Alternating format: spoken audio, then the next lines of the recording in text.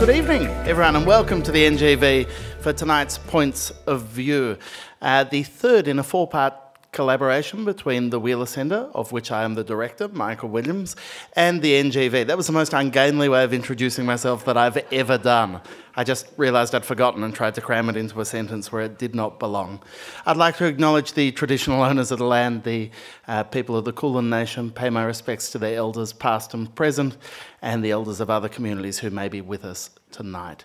As I mentioned last week, for me this acknowledgement is also an acknowledgement that the moral and legal implications of invasion remain unresolved. Points of View, Part 3, and we're moving to Collins Street tonight, 5 p.m. on a distant date. The point of this series is that some extraordinary pieces of art we feel we know, we feel they're familiar, we've seen them many times, but what we bring to a piece of art and what we take from a piece of art is such an individual and such a personal thing. And the idea behind this series is we hear from a range of experts in a range of fields in the way that what they see in the artwork moves them, inspires them, and triggers pieces of knowledge, both obscure and general. And we've got a terrific lineup for you tonight. Before we go any further, however, it's time to put this piece of magnificent art in its context.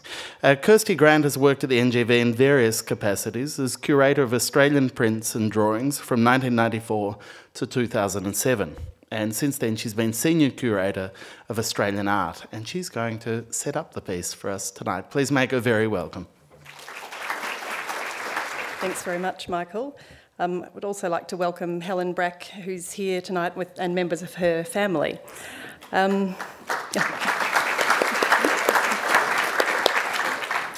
So the concept of the major picture, a painting which is a complex statement about life in a particular place and time, was a very significant driver for John Brack from his days as a student at the Gallery School in Melbourne in the late 1930s and 40s. Brack and his friend and fellow student Douglas Green regarded Tom Roberts' Shearing the Rams, for instance, as such a painting because it summed up so much about life in late 19th century Australia. In the first half of the 1950s, Brack produced several major works in this vein. The first was Menswear, which he painted in 1953. Then came The Bar in 1954, and in 1955 was Collins Street, 5 p.m. This painting has been described as arguably the only major existentialist painting to be produced in Australia. And I think in its illustration of the ritualised drudgery of 9-to-5 office work, the painting gives kind of visual form, if you like, to the ideas of 20th century thinkers who believed that modern life was characterised by a sense of alienation and boredom and a sense of disorientation. Brack acknowledged that the painting made reference to T.S. Eliot's monumental ode to modern life, The Waste Land of 1922, and in particular a passage from The Burial of the Dead. It goes, "Unreal city, under the brown fog of a winter dawn, a crowd flowed over London Bridge, so many. I had not thought death had undone so many." In Brack's way, however, the literal origins of the image were a little more ordinary.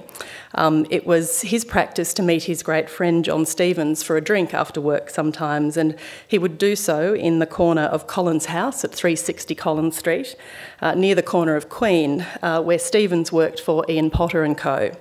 Standing on the street with his sketchbook, Brack observed and recorded the crowd of people walking by who poured out of the office buildings on their way home. The time of the day was also fortuitous.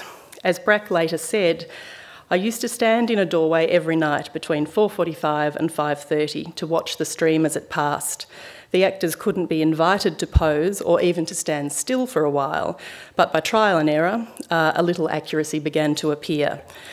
He said, "It used to strike me as most eerie to be sketching within 3 feet of so many people, none of whom took the slightest notice."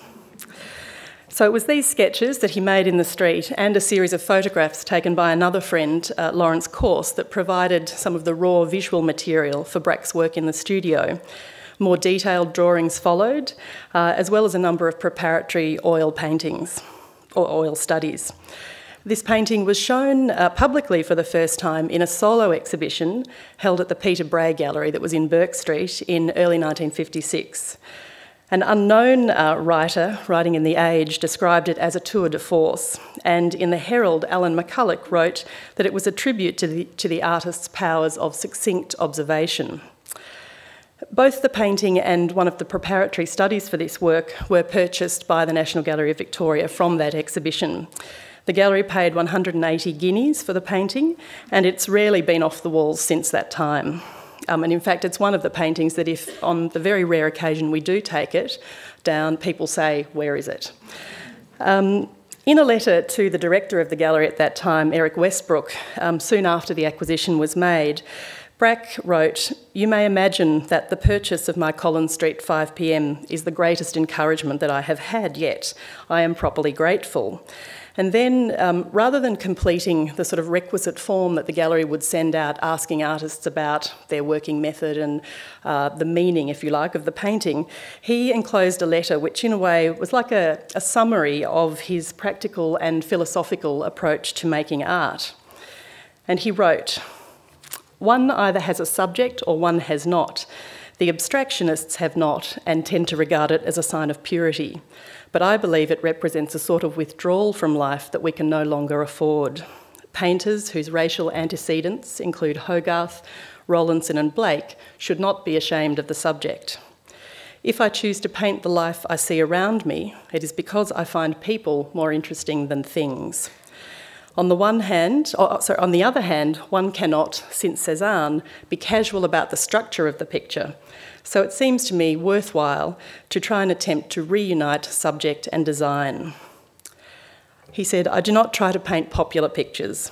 It is necessary to be modern, but to equate modernism with a degree of formal distortion leads straight into a cul-de-sac. It's also a mistake to go to Central Australia to paint the Australian picture. If we're true to the life about us, we will have done just that."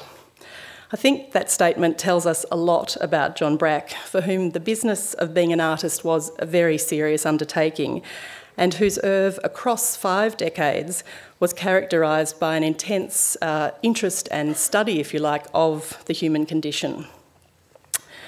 Despite the iconic status that Collins Street 5pm subsequently developed, Brack was later critical of the painting, and he thought that he'd been rather judgmental of the people who he depicted in the work. And he said, "I realised later that it was totally unsatisfactory because I was standing above them saying, in effect, look at these pathetic people with their boredom and their dull lives.